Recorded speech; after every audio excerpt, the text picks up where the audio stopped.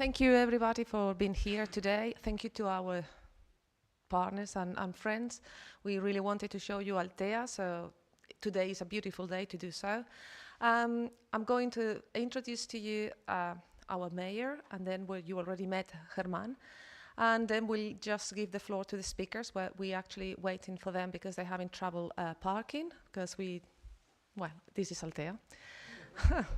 So, first of all, as I said, thank you. Thank you, ES Altea and ES Bellaguarda, but I'm keeping my speech for later, so I won't be redundant.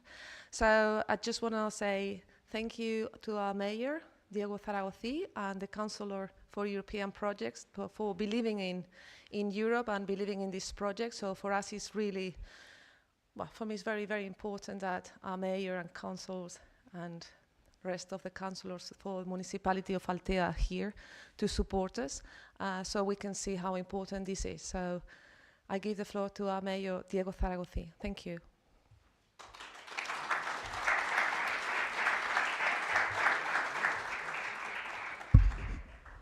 Molt bon dia.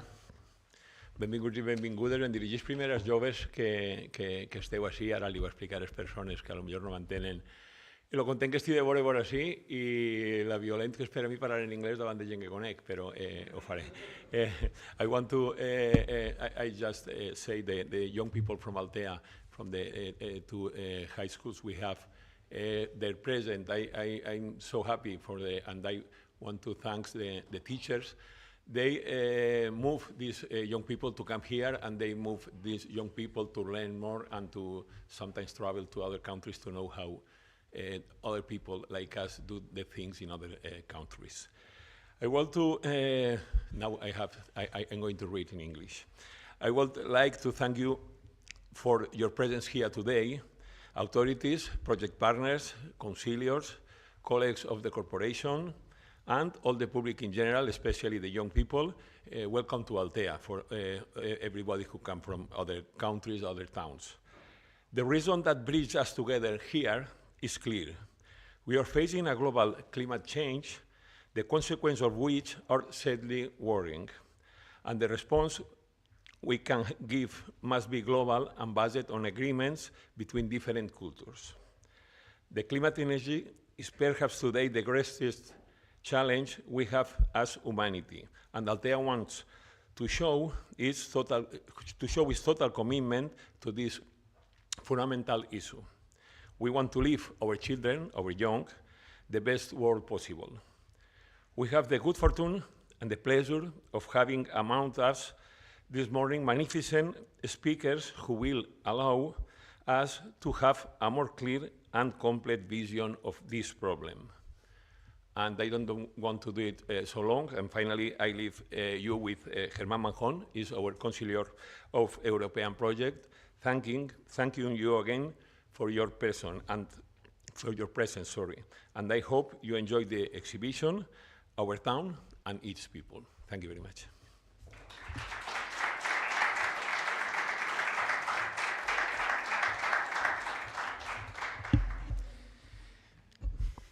I always have the same problem with the mayor, with the microphones. You listen to me? Yeah? Oh. Good morning, everybody. Thanks for being here. Well, I'm very pleased to share this session with the partners. Hello, everybody, from Lithuania, from Belgium, from Italy, from Greece. I think I missed somebody. From where? From? Cyprus, yeah. Hello. We are really happy for being the closer town in this project that took 2 years of hard work. And it's not only us, the local government, who take away the knowledge in this project. Also the high schools, the secondary schools, as the mayor said, and we are really happy because all the students and the teachers are involved in this project, and they're taking the benefits, and you will see today and tomorrow in the visits in the high schools, and well, I think you are gonna take a lot of knowledge and a lot of benefits back to your countries. So well, I also want to thank the presence of the speakers. I think maybe they don't arrive yet, but well, you will gonna learn a lot of the participations in the European institutions from these three persons. So, well, I want to take the words of my mayor and say about the importance of making policies aligned with the fight with the climate change. Because now, well, some of you, I think you landed in Valencia, and maybe you have seen the situation in this region with the flooding, and this show the importance of fighting against climate change more and more, and being together with the municipal policies, the national policies, and the international policies. So we have to do it better and continue fighting to bring to the youngsters the best world and the best sustainable environment that we can. So, well, thank you for being here, and I let Paloma to introduce the next activity today. So, thank you.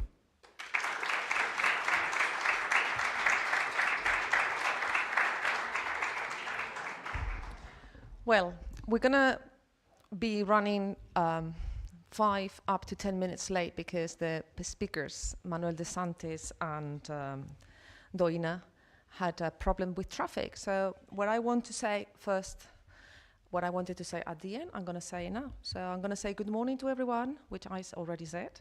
And I'm just going to give you a warm welcome to Altea, to our municipality, because as we all know in this session, we will reflect of how many young people and citizens in general can actively engage in shaping the future of the European Union. That's what this project has been about for.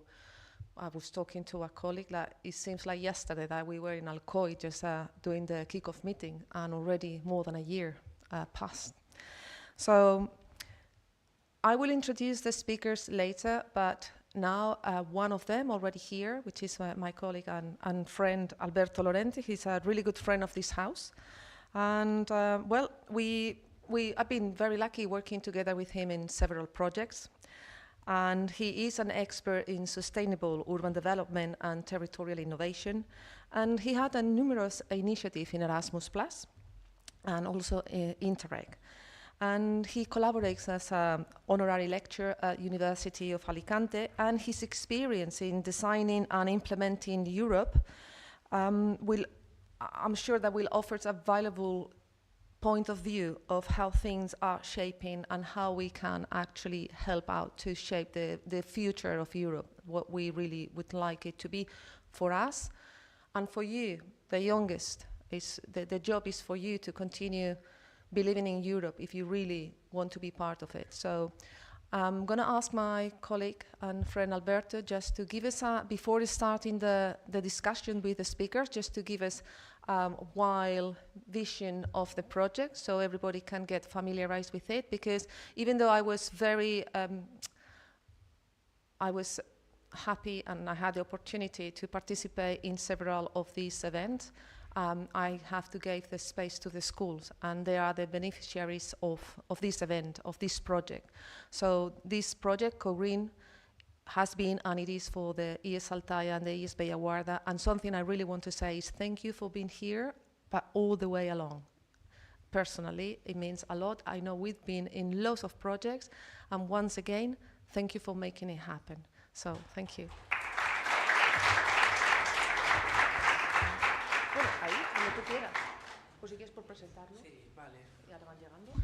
Hello, everybody.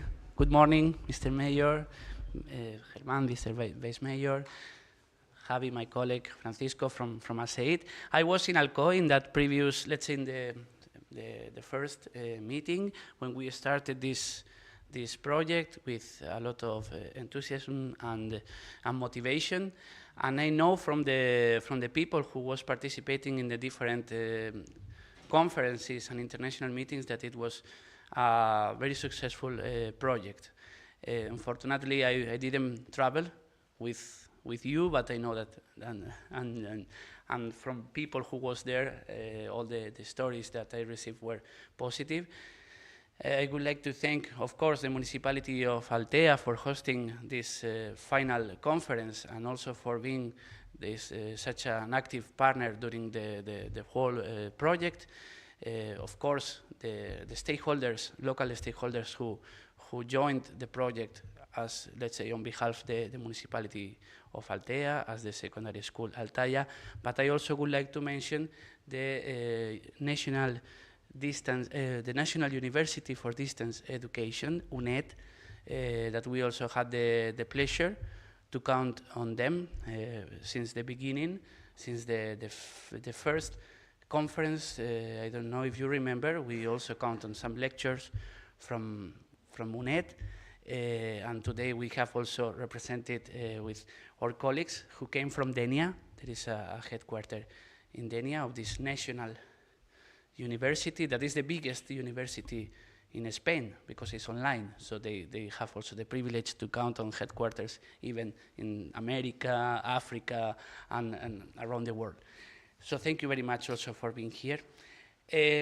Well, unfortunately, the two colleagues who will be with me in the table, they texted me a few minutes ago that they are parking, they are coming. They are not from Alicante, they are not from Altea, so you can imagine they were driving during the morning. Also, Mr. Manuel de Santos had a lecture at the University of Alicante this morning. He's a professor at the University of Alicante in the degree of law. And he told me that he finished just the lecture and is coming, and he will arrive 1-2 minutes. And also Doina Estrato, more or less the same. She's coming from the other part of the region of Comunidad Valenciana, just in the north of the province of Valencia. And you know that also after the disaster that we suffered at the end of October, I don't know if you remember, we suffered very strong floods in the south area, in the south metropolitan area of Valencia that destroyed almost all the infrastructure, train, railways, highways, roads, and so on. Nowadays, let's say the communications between Valencia and Altea, Valencia and the province of Alicante, nowadays is a bit, sometimes it's a bit complicated. So I would like just to excuse them. This project is about climate change, no? And about increasing awareness about the environment. We should also count into this, no? If we are not well prepared about this climate change phenomena, we will suffer, and all the infrastructures and common human dynamics will be affected. So by the moment, I think if it's not a problem for you, we will just wait 1-2 minutes until I hope that they are arriving, so we can have a better discussion with all of them. We will discuss, and we would like to open a debate with all of you about the different kind of participatory methods from the citizens to the European Union, okay? This was my idea, and I'm going to take the floor to start with my intervention that was supposed to be at the end. One day, not too much time ago, I was walking in the city center. I live in Alicante. I was walking in the city center of Alicante, and some guy came to me with some paper and some folder and asked me to sign.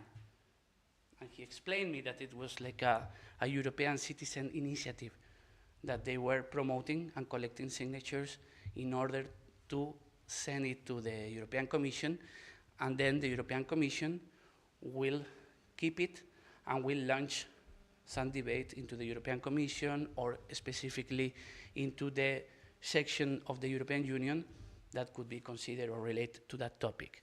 As you know, the European Commission is the executive organ or institution at the European level, so they should manage all the functioning of the European Union. So I was curious about that, no? How me as a citizen I could launch some project idea or some claim or some maybe potential law or strategy to the European Union as a citizen, no? As a common citizen like all of you. So I was thinking, and I explored this European Citizen Initiative that is started in 2012 with the Lisbon Treaty. It's part of the regulation. It's regulated by the regulation 219/788. And it means that me as a citizen, I can count on other minimum 6 people from other minimum 6 European countries. We can create like a committee. Let's say we can organize and officially say that we are a committee. We should have a spokesman or spokeswoman. We should have a second person in case that the first is not available. And we should launch some idea that is, let's say, under the competencies of the European Union. For example, if we talk about the environment, if we talk about economy, human rights, everything that could be considered under the, let's say, the competencies and the work of the European Union, we can propose. At this regard, when you create this committee and you launch this idea, there is a section in the website of the European Commission that you can launch your idea. And then let's say that the European Commission, there is a department who will evaluate it. It will evaluate if we already have a committee based on 7 people. 7 people who should be over 18 years old, or let's say over the age of voting. Okay, because sometimes, for example, in Austria or in other countries, people can vote if they are 16 years old. In Spain, it's 18. So if you are over the age of voting, you can be part of this committee. You can't be a European parliamentary deputy. You should be, okay? You should be or a common citizen or also a legal body. Maybe you can represent an association or a municipality. Then you create this committee, you launch this idea, the European Commission checks that all the rules are followed, okay? And let's say approve this idea, and you start a process of 1 year, even you can enlarge 18 months, to collect signatures. These signatures should be, as I received this invitation on the street, by paper, or also by the website. You can click, and when you arrive into 1 million of signatures, it's a lot, but come on, we are a group of people. We can be a group of 20 people, 30 people. After 1 year and a half, the European Commission will receive and is committed to work on this. You can go to the European Commission, introduce your idea in person, then the European Commission will deliver this initiative to the specific department that should take into account this initiative. And then, let's say, the European Commission also is committed to work on this. It's committed to work on this, but it doesn't mean that you are going to change and they are going to follow what you want because you got those signatures. They are also available. Let's say you are able to say, okay, we already worked, we already debated, but we consider that we are not going to proceed with other further step about that. So, of course, also you can get 900,000 signatures from Spain and just 2 signatures from Austria and 5 signatures from Poland. There is a minimum of signatures per country, but it's just about some thousand of signatures. And let's say, at this regard, I think it's a way of participation for everybody. Of course, as you know, when we have the age of voting, we can directly participate in the European Parliament elections, as we had in 2023. We can also ask to the European Parliament questions. We can also claim to the citizen defender, also, if we consider. We saw also how our national parliaments, step by step, are having more power in the decision-making processes at the European level, and this is just one initiative. For sure, in all your countries already exist. For example, in Spain, if you want to launch like a proposal for a new law, you need 500,000 signatures, and you can propose, and the national parliament will debate about that. So at the European Union, it's similar, and we have this tool that is the European Citizen Initiative. Okay, this is what I wanted to propose or to comment with you today. And now I'm going to let you the floor to a colleague, Doina Estratu, who came from Valencia, and as I mentioned, I don't know, Paloma, if you want to, okay.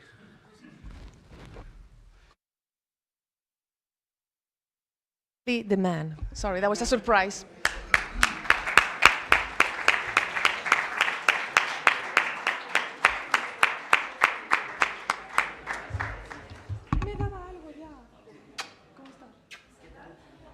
Yo llego. A veces un poco tarde, pero llego. En inglés el resto. Yeah, no problem, anytime. Vale. Please take a seat. Now I can relax, I can breathe. I'm going to, well, first of all, I'm going to introduce Doina Estratu. She's a researcher with a deep understanding of innovation and democratic consolidation of the ESICB Business School. Her commitment to the European affairs is evident, having served as president of the JAF Spain and as a former science diplomacy fellow in Washington, D.C. Doina will provide us with a key insights into how democracy and innovation can work together to foster citizen engagement. Thank you for being here, Doina. I'm sorry for the delay. Alberto, you already know, he's been just keeping you busy for a while. And finally, it is a real honor for me to introduce to you Manuel de Santos, the responsible for the delay. This man, I have the pleasure to know him for many years. In fact, probably the reason I'm here, I'm so keen and curious about Europe, it was thanks to him. That's the truth. Many years ago. So what can I say? That Professor de Santos is an expert in intellectual property and new technologies, and has held senior positions in key international institutions, including the European Patent Office. But behind his impressive career, which believe me, it is, what truly sets him apart is his vision. He's a true European thinker, and as I like to call him, a visionary who dedicates his life to shaping the legal and technological framework that defines the Europe that we actually live in today. His ideas go behind the present and always looking towards the future, inspiring generations of students, professionals, policymakers, and myself.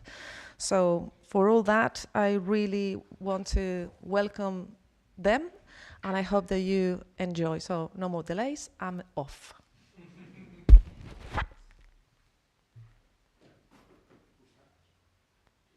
Start.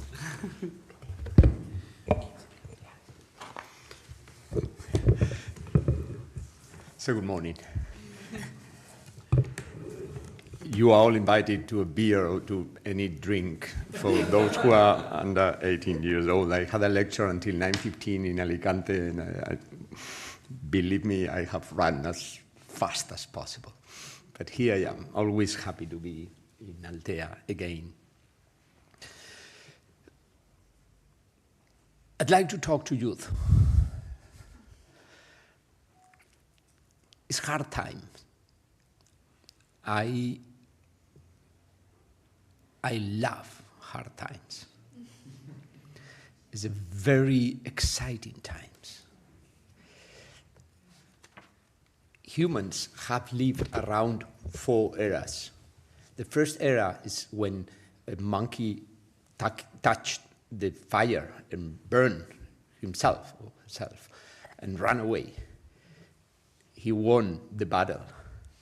But the second one, because he didn't burn him anymore, yeah? But the second one came and touched several times. And at a certain moment, he took a stick with some meat and put it into the fire, and then it burned, and he ate it, and it was fine. It looks fine, and it was very easy to digest it. And then the first era of humanity started. The second is probably the most interesting one.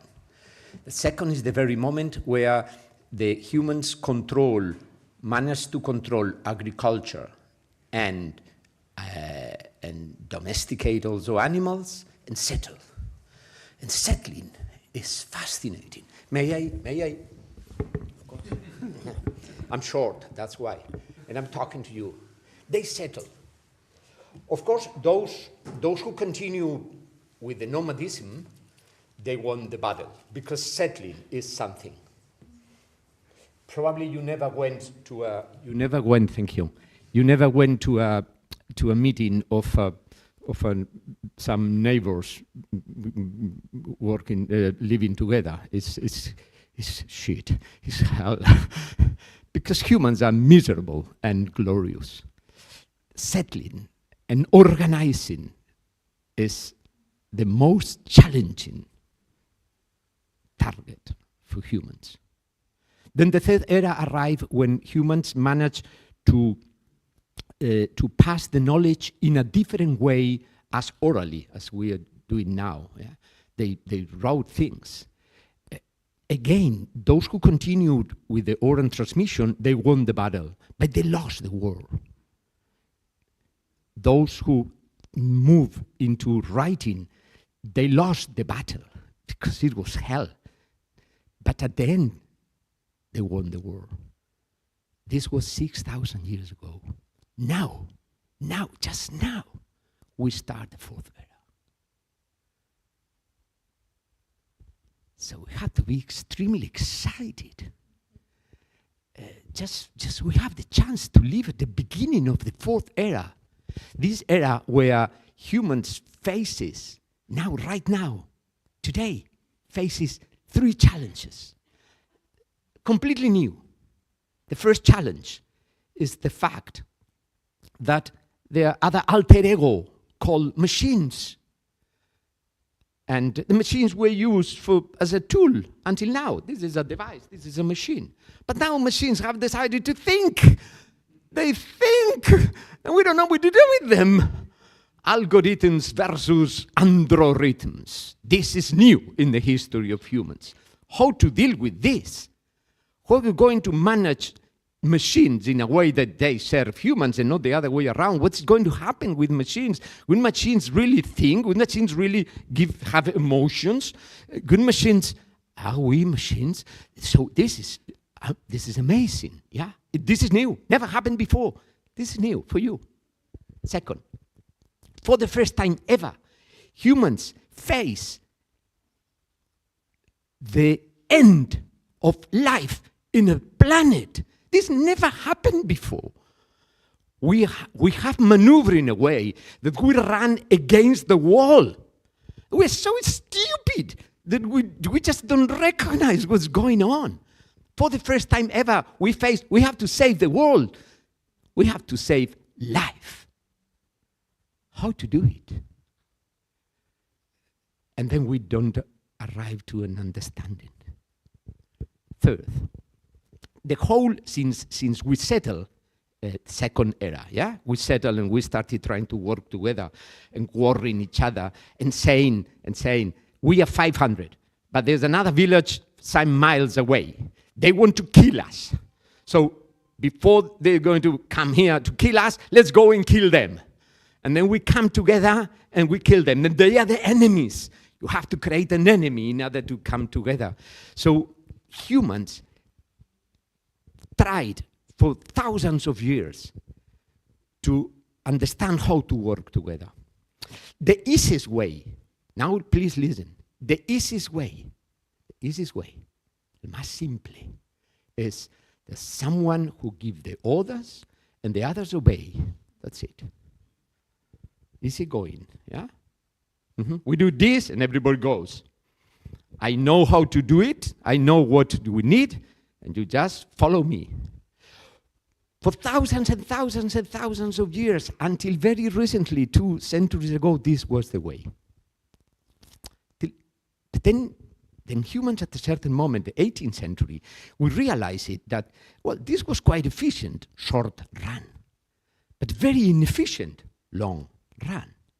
There should be another way to take decisions and to move farther as a community, different than I give the orders and you obey. And then this concept called democracy came, just 2.5 centuries away. Yeah.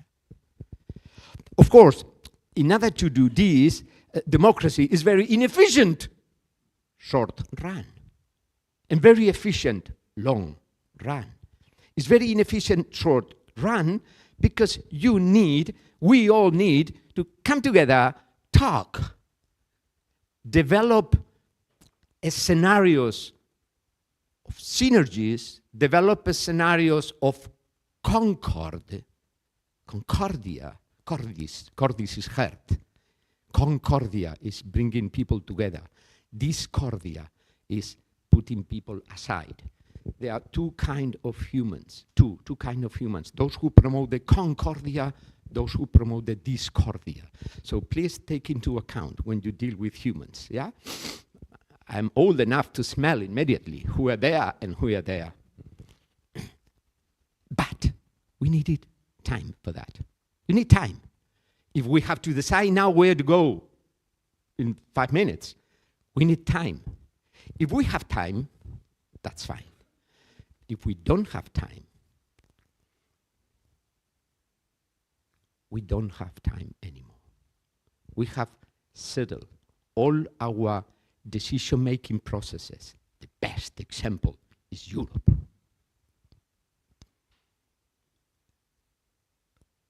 Understanding that we have time. But for the first time ever in our history, we have moved from an arithmetical way of changing with some exponential changes from time to time, the invention of the wheel, or the invention of the print, of the first industrial revolution, second, but always this way of thinking, this way of moving, yeah, of progressing, always human, since 40,000 years ago. And then, suddenly, we have changed the way we change since 30 years ago. You were not born yet, most of you. Then internet arrived. It was an exponential change. But then before we had digested, social networks arrived. Then before we had digested the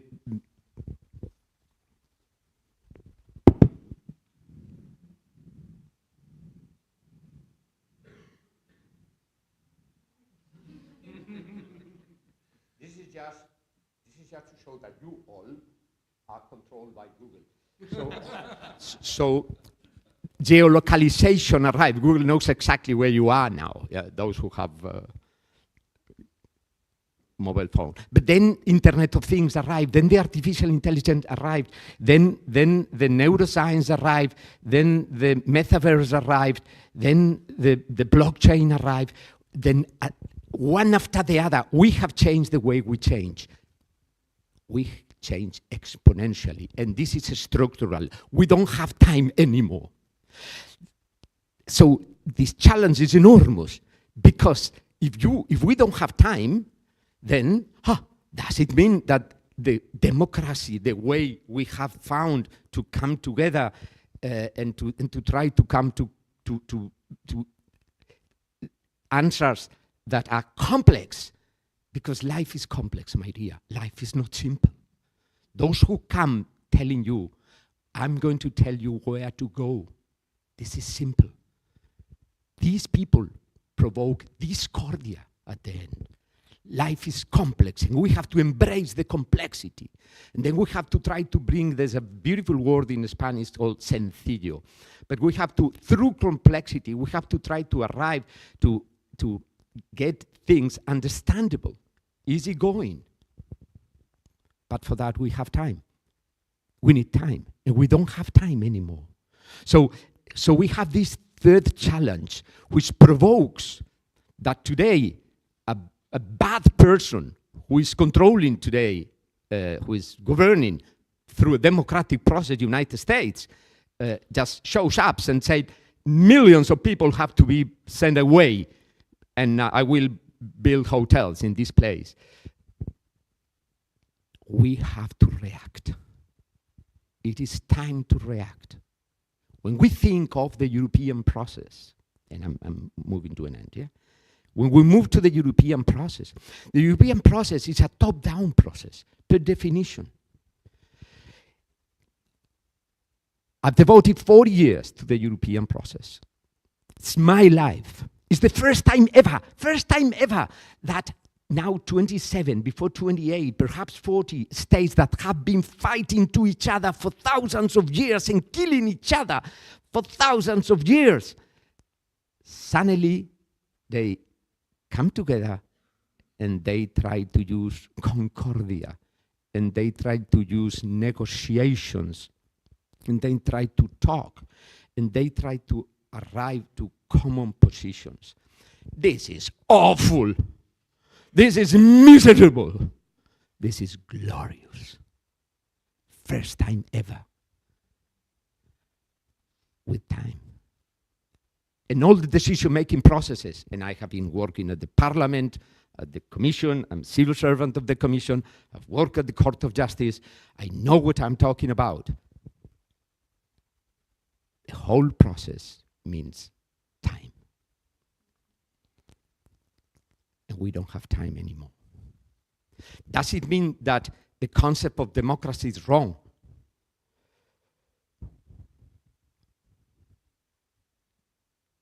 Give me another one. Show me another way of bringing people together, where people participate, where people are committed, where people at the end bring concordia, and I will abandon this bloody concept of democracy, and I will join the other one. But nobody showed me until now. What I see now is simple answers. And I'm old enough, believe me, not to believe in simple answers. I know what simple answers means. I know history. And we have to come back to history. I know history. And I'm going to fight like hell against these simple answers. Having said that, what to do? First, we have to look at ourselves. And we have to judge ourselves. We have done things wrong. If we don't start with a self-criticism of ourselves, there's no way to move on. We have built a top-down process in Europe. It's a top-down process. Later on, the Commission would say, no, you have to participate, all people have to participate, and we didn't manage. Let's be honest. Let's be honest. The 500 million Europeans are very far from Europe. Those who are here, you are very exceptional. I am lucky enough to be a grandfather now, and my baby is called Felix. Felix is written and pronounced the same in French and in Spanish. So the mother is French, the father is Spanish, my son. He was born 2 weeks ago in Copenhagen. He is European. But this is not the case. We didn't do things properly. We didn't manage to move this top-down approach from a bottom-up approach. Because bottom-up is hell. Because bottom-up means bringing people like you, 10 o'clock in the morning, late, because a bloody guy arrived late, and telling you stupid things here. But these stupid things means it's time to think. It's time to come back to critical thinking. When you go to class, don't believe what your professors tell you. Doubt. Raise your hand and say why, and why, and why. And if you don't believe in that, if you don't agree, just show it with respect, but show it. Don't swallow whatever thing you listen everywhere. And then work with others. I don't have answers, and I finish. The only thing I know is that, first of all, I have to do a profound criticism of what we have done until now. It's time to think. It's time to action, because it's time to change. But we have to take profound decisions in Europe. If we don't want to dismantle, I say we, not they, yeah, to dismantle what we have done. A dream of more than 40 years. And finally, two things. First, I don't know whether this was the topic, but it has to do. It's what I wanted to tell you. Two things. First, I don't feel guilty. Guilty is one thing. I don't feel guilty. I feel responsible. I have the politicians I married. And I have what I have because I merited it. I feel responsible. And that's why I'm going to move and to give a step to try to fight for dignity, for democracy, for human rights, for international law, and for Europe. And second, and I finish, you can do it. It's time to do it. It's the fourth era of the humanity. We are so fortunate. Our parents, grandparents, great-parents, those who already died, they live in a very boring life. Wars all the time, wars all the time, yeah, miseries, but it was a very boring life. The same thing happened for centuries and centuries and centuries. Things are changing so fast now. It's fascinating. Embrace this new era. It's a fantastic time. It's an incredible challenge. You cannot sit down and wait, and you cannot afford to follow with those who try to bring simple answers proposed to you. Thank you.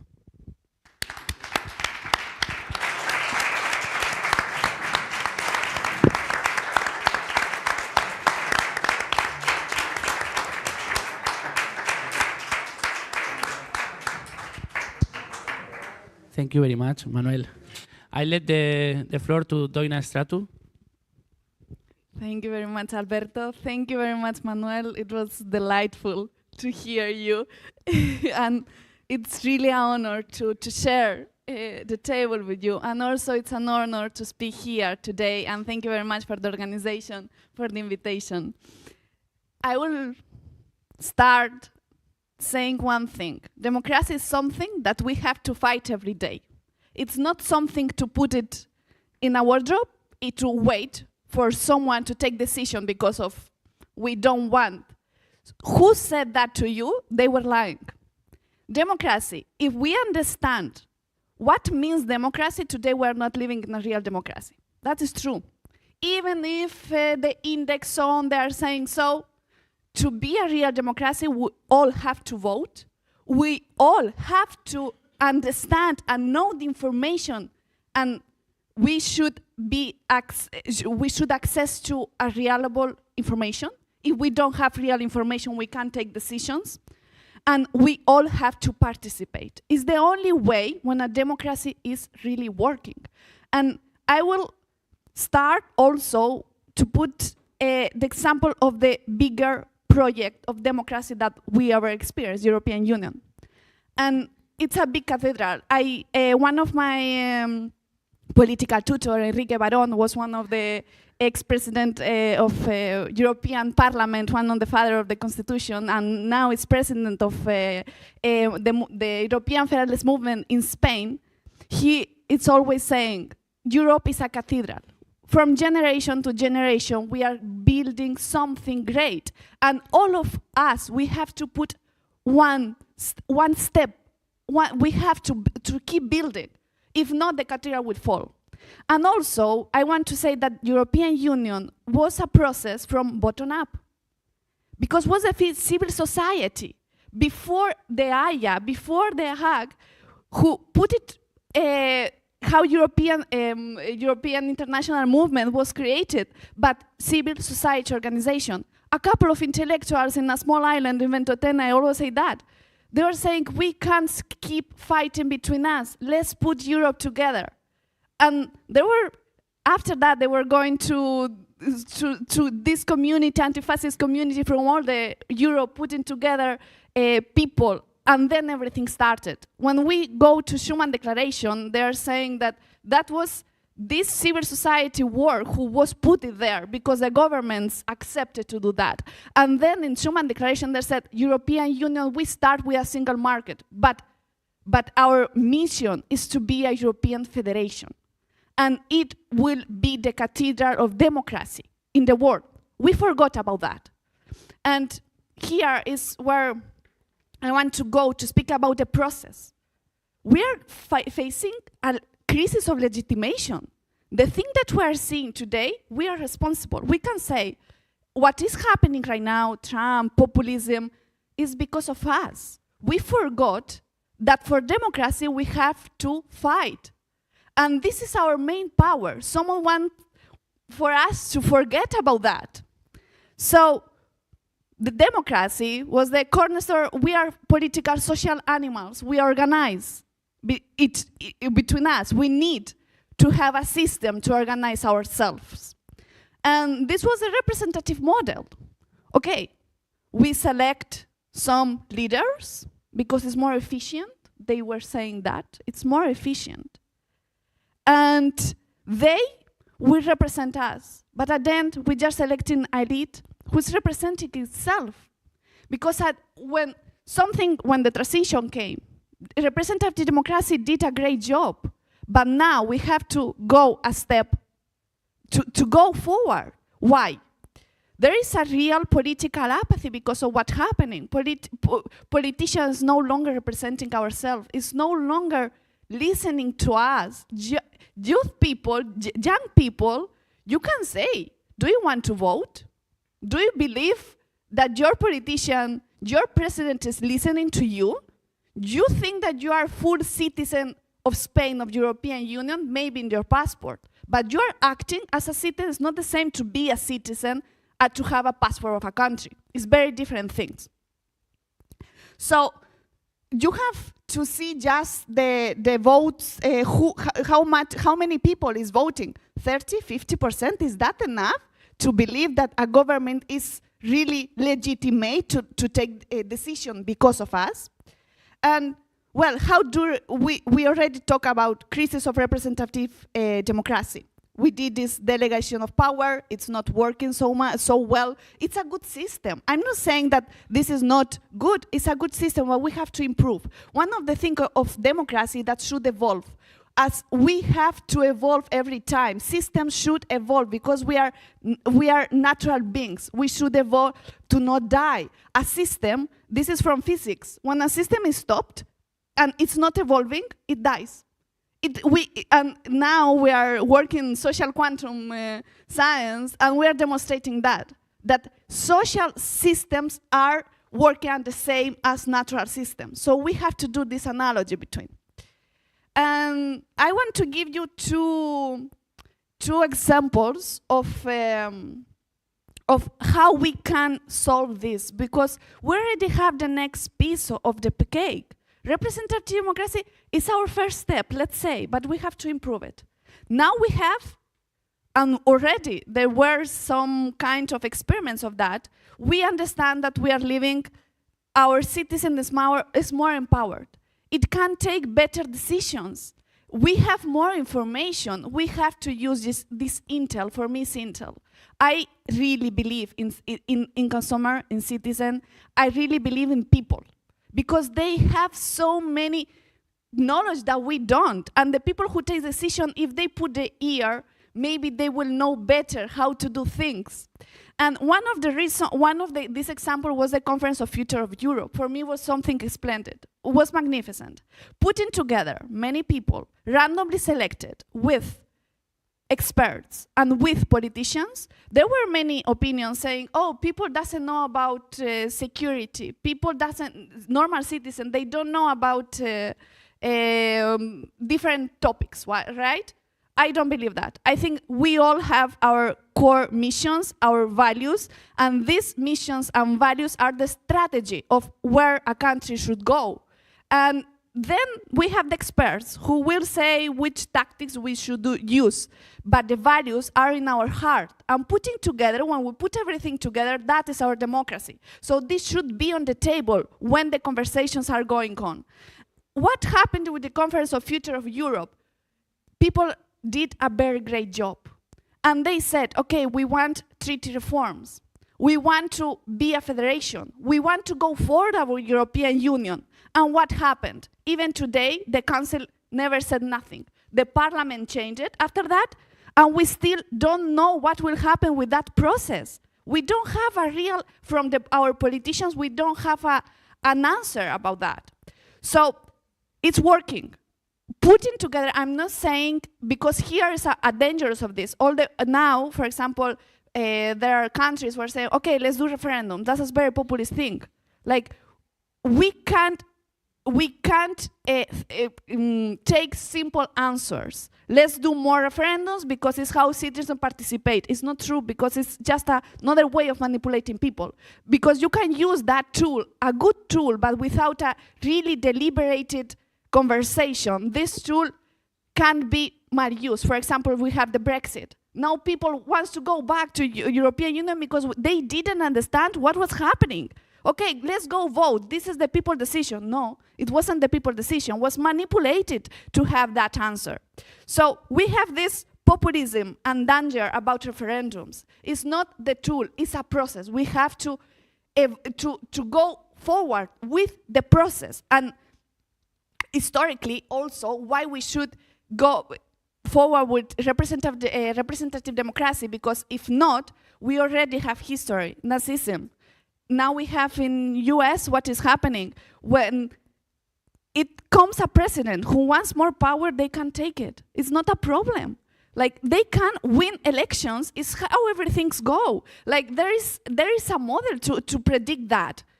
More apathy, people is not going to vote, there's just a minority. They don't feel legitimated, they don't feel that their politicians are legitimated, they stay home, they don't go. So at the end, it's when a president comes, because they have 30 or 40% of votes, whatever, they concentrate the power because we have the tool to do that, and then they say, I change the constitution, because also I have the parliament. And for example, in Spain, the executive and the parliament at the end, they are working, in some cases no, but they working hand to hand. How we put on the table the three powers, legislative, executive, and the power of judges. How we separate that. So a representative democracy without another balance may go again to a dictatorship. I want to say was a questionnaire that in UK some weeks ago, it came up that young people, Gen Z, 45%, 52% prefer dictatorship. What we are speaking about? Because we don't want to embrace our responsibility to go forward and to be a real citizen, because we don't want to take responsibility of our acts, we have to move. This is what we are seeing. I travel a lot. I love to travel. For me, not just to travel, but because I understand other culture. For me, I don't learn just from books. I need to go on the ground and to learn that. I was in India, I was in South America. I'm from Moldova, originally born. I was living in US. I love to see that, and we are living here in a paradise. Like who is not saying, I have to say it. We are living here in a paradise. This is something that just democracy, that when we put our mind together, our word together, we can achieve this. In other countries, they don't have that. This security, I was living in US, my main fear was to go outside. I remember that I went back to Spain, and I was from DC, I had to go to Munich, and 48 hours after, I was in Sevilla for a congress. And it was 7 p.m. and I was saying to my friends, I have to go home. Why? But we didn't have dinner. I want to go home because it's dangerous to be alone here on the street. Doina, you are in Spain. Like, of course, like 48 hours before I was in US. And after 7 p.m. I had to take a Uber. I can't go alone because it's dangerous. And for me, I needed 2 years to understand that I'm in Europe, that I'm safe. And this is not, we have to value this kind of thing. Going forward, we spoke about how historically the representative democracy can lead us to dictatorship. And we see that some people want that, and more people, young people, what is very, very dangerous. But also understand, they are not involved in decision making at all. Like nowadays, a lot of countries, because in Europe we are facing our demography, there are more, let's say, old people than young people. So the politics are more, the policies are more for them than for us. So I also understand that part. We have to understand. We can't say Gen Z is stupid. It's not true. We also have to listen. And to another case that I want to give, how putting the citizen participation can make this balance to our democratic system, to our representative system, if we put everything together. There was a case in Iceland, 2014, after the crisis, the 2008 crisis, citizens demanded a new social pact. And the response was, okay, let's do a participatory process. Let's hear what the values of our citizens are. And this was before the Conference of Future of Europe. This was the first experiment. And then was the Conference of Future of Europe. Everything that is going on, from 19th, academy are studying this. Even 17th, let's say. This was the experiment was very, very good, because after this national forum, they selected 950 randomly people from all Iceland, representing all kinds of diversity, and they really did a good job. After that, the next step was select 25 people to write the constitution. You can say, oh, they don't have the preparation, but our deputies, our congressmen, they have. There are people without education, without university. So yeah, people have the education. Much more now in Europe, where everyone almost have higher education. It's the first time in history, so many people having education, formal education. But what happened with this? Then we had in Iceland a constitution phase, and everything was raw. The referendum was positive. After that, after what I wanted to say before about referendums, we had this this deliberative part. Then it's very complicated. As Manuel, it's very complicated. It's to hear everyone and to put everything, and we need time and whatever. But they did it, and they did it very well. Then they had this referendum. The referendum was okay. People wanted this constitution. Everyone wanted. But at the end, what happened? The parliament, political parties didn't want, traditional political parties, because it was it means you don't have all the power now. I don't care if you put me at the beginning of how you take decisions, in the middle or at the end, but I need to be there. I need to be heard. If not, I don't want this system, and this is our danger. So we spoke about empowered citizen. Now we can work with that. We can do this experiment and to institutionalize, because the problem of participatory budget and things like that, it's about political will. If I want to do it well, I do it well. But why? Maybe we have to speak about a new constitution, a new social pact, where this should be law. These advantages, this innovation, because it's already working. We already are proving that this is working, and people really legitimate their government. So let's start to speak about that, a new social pact. And just to conclude, democracy is a dynamic process. My research, my PhD was about that. What I did was to think, well, why we need elections? Let's put everything, I did everything empirical, everything with maths. We really need elections to keep a democracy. We really need civil society. I have to think about that. As I think real time is what is real time. Now we are seeing that everything exponential. Maybe time is not, in 1 year, it seems that it's 5. So maybe the concept that we had before, we have to change it. So we have to think and doubt about everything. So I do that, because if not, I won't be a good scientist. And I put everything on math, on equations. And the point is that we don't have a condition that are necessary for maintaining a democracy. We just, to maintain a democracy, to consolidate a democracy, we just have to assure that the output is the citizen participation. And that was mathematically proved. So, and my model to improve that was about, this is something also technological and so on, but the core of the state should be a real transparent process and real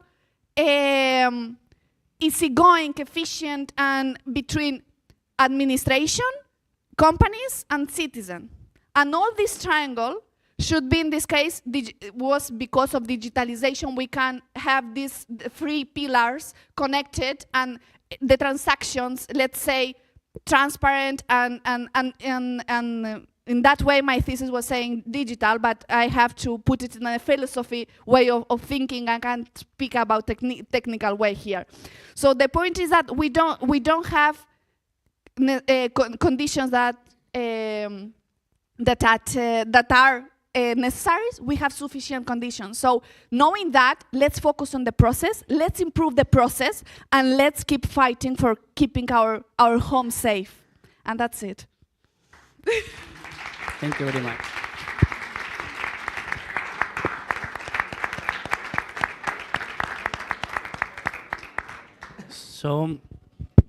So now, well, before opening the session for questions and interventions, I would like to thank you for your invitation to all of us for thinking, reflecting, and reacting. No? Reflecting about what is our role as citizens in democracy and in the future of Europe, in the future of our town also, or in the future of all the things where we have some responsibility, but sometimes we don't want to take care of that.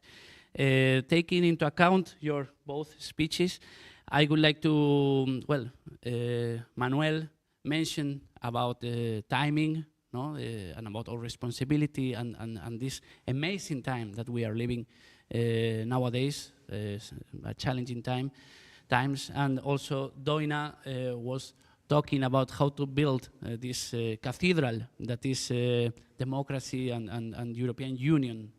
I would like to take this idea of the cathedral and just thinking on some cathedral, or maybe the church, this amazing church that we have in Altea.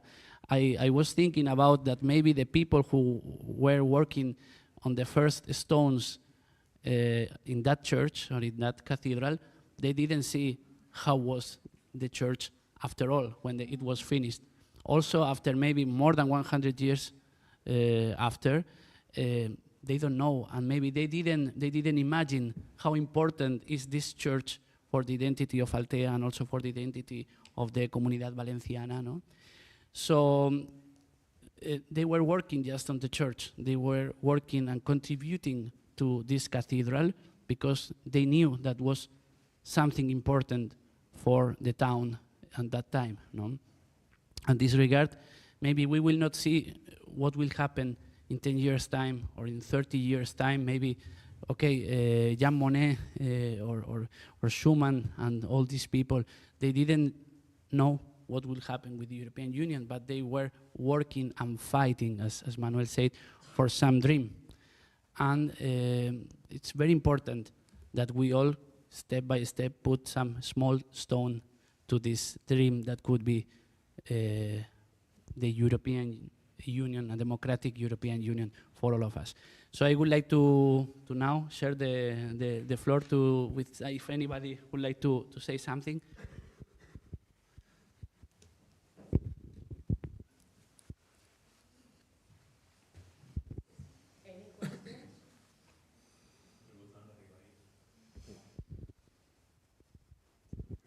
Hello.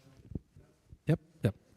Thank you very, very much to the three of you for your great approach and the fresh ideas that you are giving to all of us.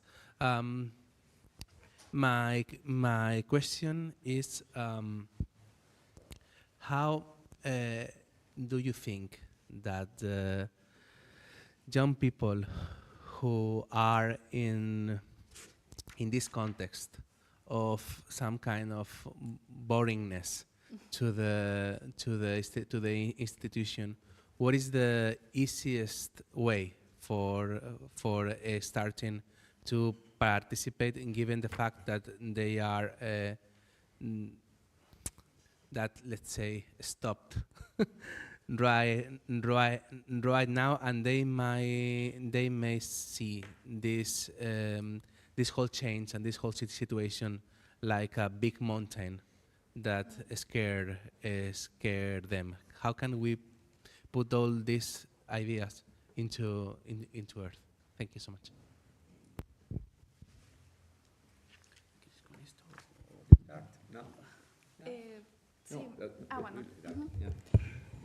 How to start? Going out of bed and going outside. That is the first thing that sometimes we don't do that. I was leading the national chapter of Federalist Movement, the young section in Spain during 2 years. But before that, I was the president of JEF Comunidad Valenciana. I started here, and also was 1 year and something. So I spoke with a lot of people like you, and I was leading them during a while. The most difficult thing is to think that you can't make a change. We still have civil society organizations. They are still working. They are very powerful. As what I said before, it's not that our currently system is not working. It's working, but we have to improve it. We still have these kind of things. So find yourself a civil society organization that are matching your interests. Maybe you are okay with politics. Maybe you want to dance. Maybe whatever thing. This is something you first have to know yourself, what I want to do. Then find people who want to do the same as you. Then put you together. And then start a revolution. This is how everything is starting. Doesn't matter the topic. The thing is you have to participate in something that makes you comfortable. And we still to have, if you are going to university soon, or you are in university, you have a lot of people that are organized. There are NGOs. Go find something and first educate yourself how to participate in democracy. And then everything will go. And that would be my short answer. Very briefly. I like it very much what Doina mentioned about associations and how to just stay united with other youngsters or just other people like you. Not needed just to be all of you youngsters, because in my opinion, it's very good that you create some intergenerational and intercultural approach in order to be more open and have a wider focus about ambition, about how are things, also learning from other points of view. In my case, nowadays, I can say I'm a member of ASEIT. I created this association with some friends some years ago. We came from different backgrounds, but I also take part in different associations, as for example, the Association Jean Monnet in France. And let's say there are many civic organizations that could respond to what are your let's say, goals in life and what you like and what you want to do. But also, if we are talking about European Union, I would like to mention that there are a lot of opportunities for young people to participate in the European Union. There are a lot of scholarships like Erasmus Plus that you can or go abroad or to other countries to study, and I recommend you to do it. But also here in Altea, you first count on one office of European projects that is managed by Mr. Germán and Mrs. Paloma Verdú, and they offer a lot of opportunities for mobility projects in which young people can go to some other country, meet people from other countries also with your same age, and let's say learn about different kind of topics. And it could be maybe your first experience as a European citizen that is completely offered by the municipality, and or also you can explore, because there are also many associations that offer these opportunities, and I think it would be a good option or a way to, let's say, go out from your comfort zone.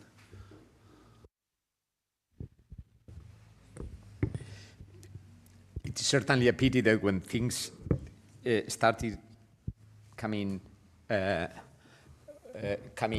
challenging and interesting, our youth, it's 11, so our youth left. So I'm going to talk now, as our youth left, I'm going to talk to the old guys. But thinking of them. Mirad, yo estoy amortizado. I'm old enough to understand that I have nothing to lose, nothing to win. But I'm obsessed with them. Completely obsessed. You know, there is a word having no plural. It's the word priority. I think I said it already when I came here last time. Priority.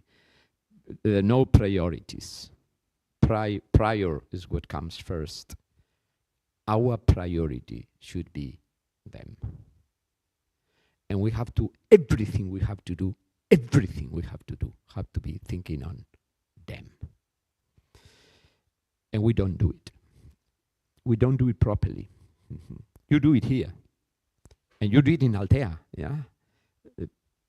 But we don't do it properly. And if we're thinking on them, we have to think the way they think, not the way we think. And this is a terrible change, yeah? Changing the mind. But I have a lot of hope, not faith, but hope. There will be, because we have already a movement all around Europe that it's the beginning, but that is bringing a lot of youth to thinking. There is a movement called ITTT, I don't know if we know, ITTT, it's time to think. Because this is the beginning. If we don't bring the youth, the message, what the main difference between human and a non-human, as Diderot, d'Alembert and l'Encyclopédie used to say, is the fact that we humans have emotions, that we are humans if we doubt, that we are humans if we think, that we are humans if we reason. So if we find a problem, try to, through a methodology, arrive to a conclusion. But then we don't know the conclusion. We don't know the answer, and then we learn. And then when we are there, we are in a position to create. This is the difference between a human and a non-human. And this is a very deep message we have to bring to our youth. Thinking is what makes a difference between humans and non-humans. Thinking. And thinking means doubting. Descartes didn't say, I pienso luego existo, I think, so I am. No, no. He said, je doute, donc je pense. Je pense, donc je suis. Je suis parce que je pense parce que je doute. This is a message we have to bring consistently to our children and to our youth, because the future is for them, is not for us. And what we could build is not what we dream, it's what they have to dream. And we have to console them much more. And we have to move movements of youth. At the beginning, in a spontaneous way, later on in a more organized way. I had the beauty to be last week in one of the meetings of the ITTT in Alicante. I guess that a new one, another one should be created here, where they just meet with someone, in this case was me, 100 people, let's say 18 non-words, because the basic issue is the beers. Yeah, so they pay €5, and with the €5, they got pizzas and some stuff, and there is a beer enterprise who pays the beers, and then I have 80 minutes to talk. Then there is a colloquium for 1 hour, incredible. And then 2 hours of networking and people talking, and there are already 150 there, between 18 and 30 or 35, let's say. There are already 150, but there will be much more. There will be much more. In many cities in Europe, there are already thousands. So we can do it. We can do it. And then it will be easy to bring what kind of Europe we want. Do we want the Europe someone will impose us? Do we want the Europe of the technocrats? Do we want someone who is very wise, this Musk, yeah, telling us what to do and where to go? Or we want to be the owners of our future? This is the question for youth, in my view. And we have to persist. And I'm talking to all of you. I would like to devote the rest of my life to this, honestly. This is a challenge that perhaps is the challenge today. The priority of them, the way to do it, I don't know. How to do it, I don't know. But that it is necessary to bring in Europe, and they will be in the rest of the world, but here in Europe, first in Altea, then in the province of Alicante, then in the Valencian community, because the only political understanding I have and the only political association I belong is to the Federalistas Europeos. I believe in federation, in this bottom-up. At the end, we will go to Spain and we will go to Europe, and then we will go to the world. It's there. It's not the other way around. And this is something we have to pass in a very critical way to our children, to our youth. It's now. If we don't do it now, don't lament yourself in some years, because this goes very quick. I would disagree today with Spinelli, with Monet, and with Schumann. In the 40s, in the 50s, it was a great concept. Let's go step by step. This is a process. This is a cathedral. Doina, not today. Not today. Today there's no room for cathedrals. What we face is too important. We cannot afford 70 years more. I'm very sorry. We have to take decisions now. If we want to build the future of Europe, it's now. It's now. It has to be now. And it has to be thinking on them.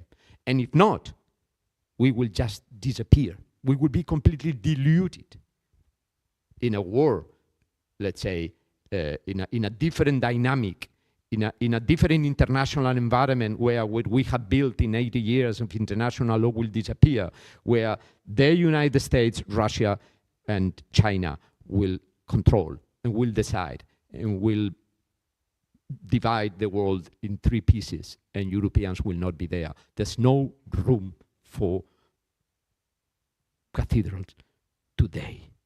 There is only room for talking to children, talking to schools, going to university. University students should talk at the schools, and this is a process that we all have to enhance. That's my view. Thank you very much.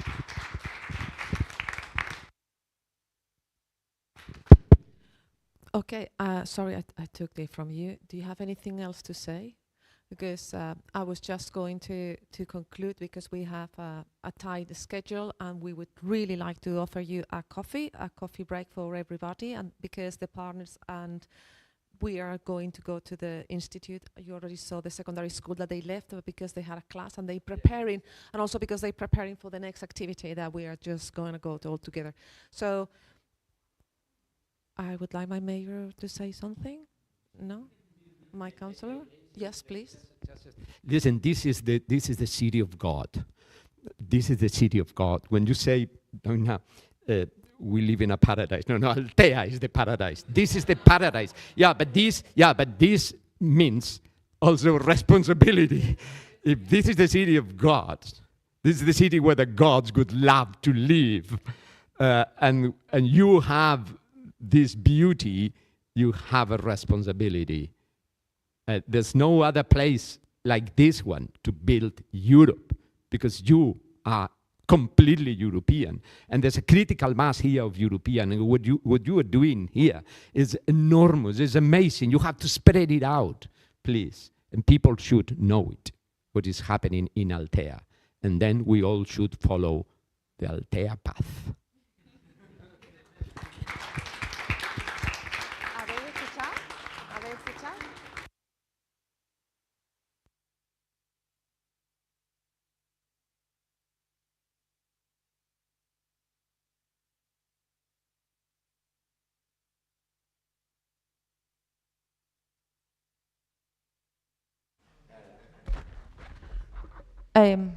Okay. Thank you. I've got no more words. I can only say thank you, and thank you for saying the very truth, for speaking out the truth, because I think we all needed to hear it. So, having said that, I would really like you to enjoy the coffee break we prepare, and then for all partners, please be ready at 11:45, because we will go to the secondary school. Anything else? Thank you.